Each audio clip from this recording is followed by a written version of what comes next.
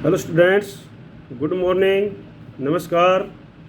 मैं हूं लेक्चरर हरी सिंह और आज इस वीडियो के माध्यम से मैं आपको पढ़ा रहा हूं letters of job application. Letters of job application. तो इस वीडियो के माध्यम से मैं आपको हर प्रकार के लेटर, इंग्लिश के, एसएस के, हिस्ट्री के, जियोग्राफी के, पॉलिटिकल साइंस के, इकोनॉमिक्स के और हिंदी का सिलेबस, इंग्लिश का सिलेबस सारा मैं आपको इस चैनल पर पढ़ाने वाला हूं और भी पढ़ा भी रहा हूं। तो आप इसको चैनल को अगर अभी तक सब्सक्राइब नहीं किया है तो आप किसी भी क्लास में पढ़ रहे हो या आपका साथी किसी भी क्लास में पढ़ रहा हो, किसी भी स्कूल में पढ़ रहा हो, इसको सब्सक्राइब जरूर कर लेना ताकि जो है आपको ये सब मिलते रहे, क्योंकि ये सारा सिलेबस आपको मैं भेजूँगा। तो और अगर आपको पसंद आता है तो लाइक करना और शेयर जरूर करना अपने साथियों को ताकि वो भी इसका फ़ायदा उठा सकें।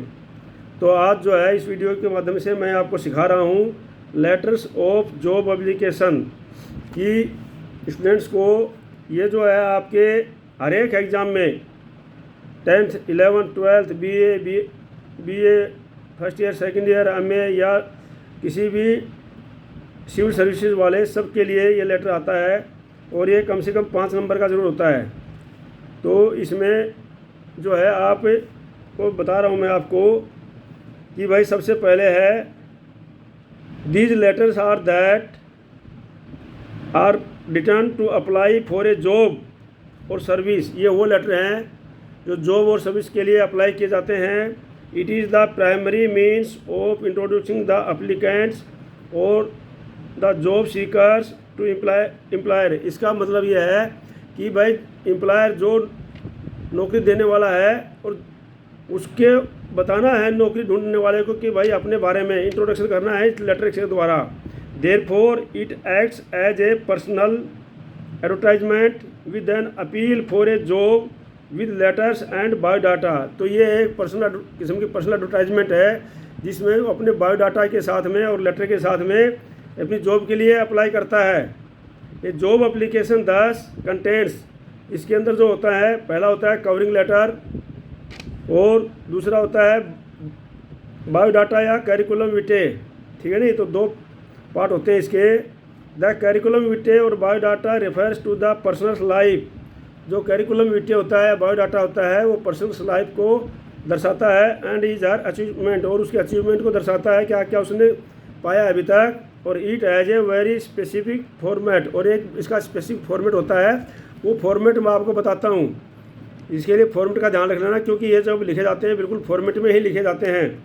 ठीक है, तो सबसे पहले क्या है फॉर्मेट में है, सबसे पहले तो आपके पास एक क्वेश्चन आता है, वो इस प्रकार से आता है, रीड द फॉलोइंग एडवर्टाइजमेंट।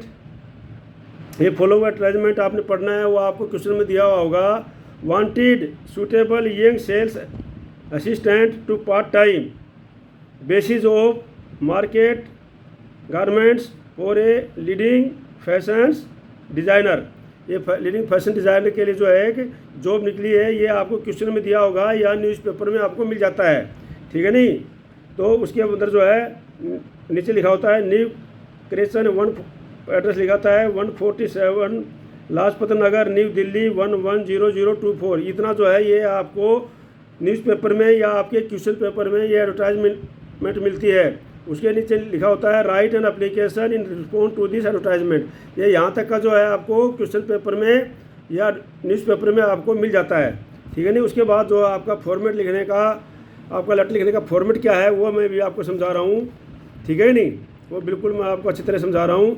तो सबसे पहले आपका लेफ़्ट साइड में आता है पर्सनल एड्रेस। ये पर्सनल एड्रेस अगर आपका क्वेश्चन पेपर में दिया हुआ है तो वही लिखना है जो सेंडर्स एड्रेस जो होता है, सेंडर्स एड्रेस जो क्वेश्चन पेपर में दिया होता है वही लिखना है। और नहीं तो आप कुछ भी लिख सकते हो। तो इसमें जैसे क्वेश्चन पेपर में नहीं देखा है तो ABC कॉलोनी देवरिया 2, ये उसका पिन नंबर देना है, पिन कोड नंबर 274006। ये है सेंडर्स का एड्रेस। ठीक है नहीं, ये ऊपर होता है। उसके बाद मैंने आपको डेट बताया था कि डेट लिखनी है आपने। ठीक है, एक स्पेस छोड़ करके आपने डेट लिखनी है और उस डेट में आपको इसी प्रकार से डेट लिखनी है जैसे कि मैंने फॉर्मेट बता रखा है। जैसे ये है 4 मार्च कोमा 2024, इसमें किसी प्रकार की DAT डेट भी मत डालना आगे। और इस प्रकार से जैसे 4/3/2024 ये नहीं लिखना है, ये बिल्कुल गलत है, ठीक है नहीं, ये लिखना है आपने बिल्कुल। फिर आपने स्पेस देकर के रिसोर्स का एड्रेस लिखना है, रिसोर्स नेम, रैंक और उसका एड्रेस लिखना है। जैसे आप अप्लाई कर रहे हैं द मैनेजर न्यू क्रिएशन, ये कंपनी का नाम है न्यू क्रिएशन, मैनेजर उसका रैंक है, और न्यू दिल्ली जगह का नाम जो उसमें दिया हुआ है ये, ठीक है नहीं। तो जो है न्यू क्रिएशन 146 जो क्वेश्चन में आपको दिया हुआ है वही लिखना है, ठीक है। तो ये है new creation new Delhi 110024 subject है। फिर आपने सब्जेक्ट लिखना है, उसके पास एक स्पेस दे करके सब्जेक्ट में जो आपने बोल्ड लेटर में लिख कर सकते हो application for the post of sales assistant, जो आपकी क्वेश्चन पेपर में दिया हुआ था, ठीक है नहीं। ये फिर आपका सब्जेक्ट हो जाएगा। और उसके बाद आपने लिखना है सैल्यूटेशन, सैल्यूटेशन में आप सर अब्लिक मैम का यूज़ कर सकते हो। और फिर जो है आपने लिखना है बॉडी ऑफ द लेटर, तो ये मैं आपको बता रहा हूँ बॉडी ऑफ द लेटर, ये पूरा का पूरा मैं आपको दिखा रहा हूँ। सब्जेक्ट हो गया, सर ये सैल्यूटेशन हो गया। उसके बाद आपको जो बिल्कुल बताया गया है this is with reference to your advertisement for the post of sales assistant on part time basis in the Times of India, ठीक है ना। उसके बाद डेटेड 27 फरवरी 2024, जो ऊपर डेट लिखी हुई है आपने उससे पहले की डेट होनी चाहिए वो, ठीक है। I wish to apply for the same, I am enclosing details of my educational qualification and experience in my biodata. इसका मतलब है कि मैं जो है इस पोस्ट के लिए अप्लाई कर रहा हूँ और ये मैंने एडवर्टाइजमेंट देखी थी और मैं इसमें अप्लाई करना चाहता हूँ और मैं अपना बायोडाटा आपके साथ में भेज रहा हूँ। I can consider that my application in meritorious, I am available for an interview at any time to suit your convenience. कहने का मतलब है कि भाई मैं जो है ये एप्लीकेशन भेज रहा हूँ, मुझे पूरा विश्वास है कि आप इसको मेरिट में लिखेंगे और मैं जो किसी भी समय जब आप इंटरव्यू के लिए बुलाएंगे तो मैं आने के लिए तैयार हूँ। नीचे आता थैंकिंग यू, फिर एक स्पेस देके यूर ट्रोली, फिर उसमें अगर नाम दिया हुआ है तो वो नाम लिखना है, नाम नहीं दिया हुआ है तो XYZ कर देना है। और अनक्लोजर जो आप उसके साथ क्या भेज रहे हो वो भेज रहे हो रिज्यूम। तो ये था आपका कि कवरिंग लेटर। अब आपके आता है कि रिज्यूम, तो ये प्रकार से रिज्यूम आपने इस प्रकार से बनाना है। जितना बढ़िया आपका रिज्यूम होगा उतना ही बढ़िया आपको कॉल लेटर आएगा उसका, और आपका जो रिज्यूम चुना जाएगा, क्योंकि रिज्यूम बहुत प्रभावी होता है। तो रिज्यूम जो है बढ़िया से बनाना है। तो ये रिज्यूम का फॉर्मेट है, मैं आपको समझा रहा हूँ मोटा मोटा, और इस प्रकार से आपने बनाना है। देखो इसमें सबसे ऊपर आएगा आपका नेम, तो कुछ भी नाम हो सकता है, XYZ कुछ भी हो सकता है, इसमें नहीं दिया हुआ है, क्वेश्चन पेपर में दिया हुआ तो वो लिख देना है। फादर्स नेम PQR कुछ भी हो सकता है। एड्रेस अगर उसमें दिया हुआ है तो उसमें जैसे उसमें जो आपने ऊपर लिख दिया, जो लिखा है ABC कॉलोनी देवरिया, वो इसमें लिख देना है। उसके बाद डेट ऑफ बर्थ जो है आपकी डेट ऑफ बर्थ है वो लिख देना है। नेशनलिटी जो है इंडियन है।